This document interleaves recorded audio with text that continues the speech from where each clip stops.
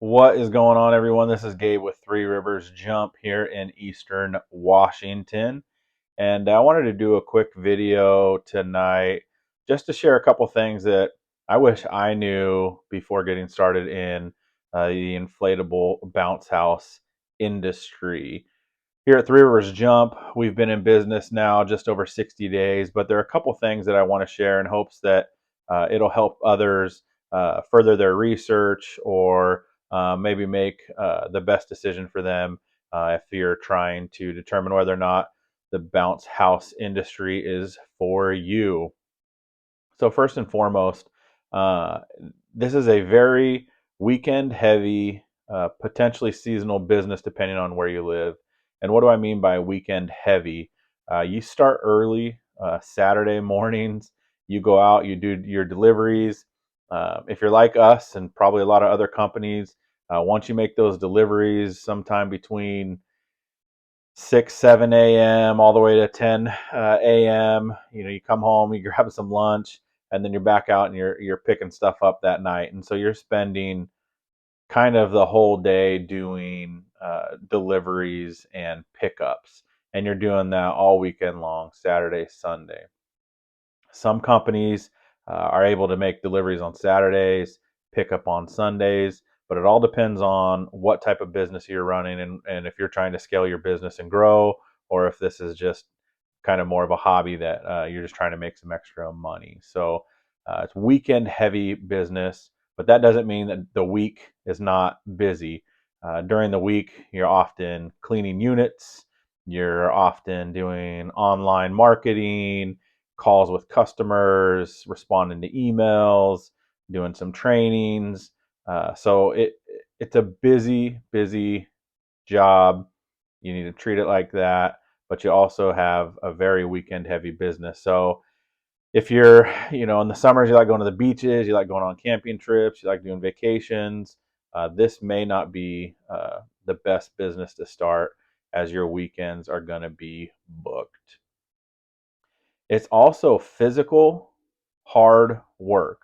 So I think oftentimes, depending on the units that you have, you look at it and it may not be too bad, but you're loading and unloading, 200 to 250 pound units. Some units can be 500 pounds, depending on if you had a big obstacle course. So it's physically demanding work. You're doing it like most of us in the summer. It's hot out, 100 degrees. You're dollying around these units. You're dropping them, staking them down, and that's just delivery. The real hard work is when you go to pick up, and so you go, the next day or that night. You're tired. You got to roll up the slide or the bounce house and haul it back in and bring it back into your warehouse or your garage. Um, and so it's physical, hard work.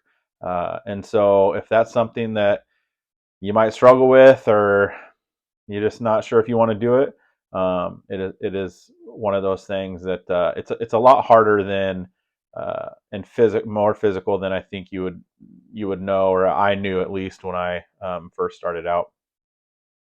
I think the other thing too is unexpected costs. So I'm not sure how many states require it. I know in Washington, you're required to have inspections, you're required to be licensed, you're required to be insured, all of that just to get a bounce house into someone's yard. And so some of those things you don't necessarily know up front, or I didn't know up front, especially the inspection part in Washington.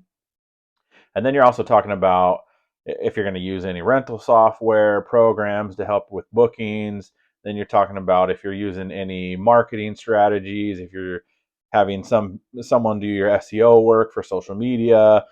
So there's a lot of additional costs out of the gate if you are trying to kind of take this to the next level and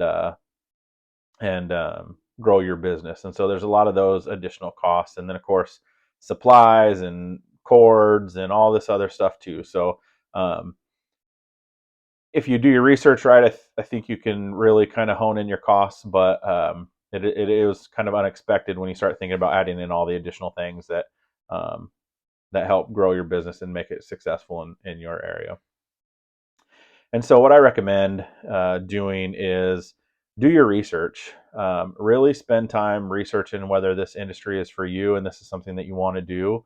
Uh, Go to YouTube. There's a lot of great YouTube channels that you can watch that have amazing advice. Two that I really like: Nick Glassett has amazing videos, lots of good stuff on there. And then Party Rental Mafia. I've really started watching their videos. A lot of great advice there as well. And so those are just two channels I recommend. Just sit around, watch some of the videos, and learn from some of their lessons. Another great thing to do is join some Facebook groups. There's a ton of them out there. Go join some of them and then start just reading the posts, reading the comments, reading what people are doing, and kind of get a good feel for what this industry is. That way, if you decide to jump in, you're well researched, you know what you're getting into, and it's not one of those things where you make some mistakes right out of the gate. There's a lot of people out there that will help you avoid some of the mistakes that people are making right out of the gate.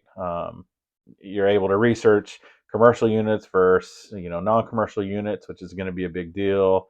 There's a lot of tips and tricks, and so I recommend putting time into researching what kind of business you're gonna have, how you're going to make that happen, how you're going to make it successful.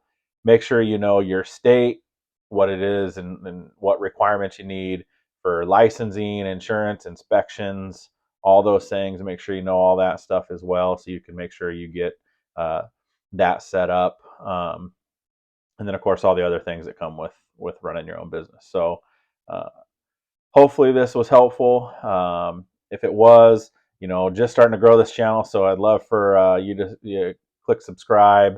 We'll be posting more regularly to the channel, at least once a week, and hopefully you guys find this uh, content on here valuable, and at least getting to kind of watch our journey as we grow our business. So good luck to everyone. We will see you guys soon, and good luck this weekend.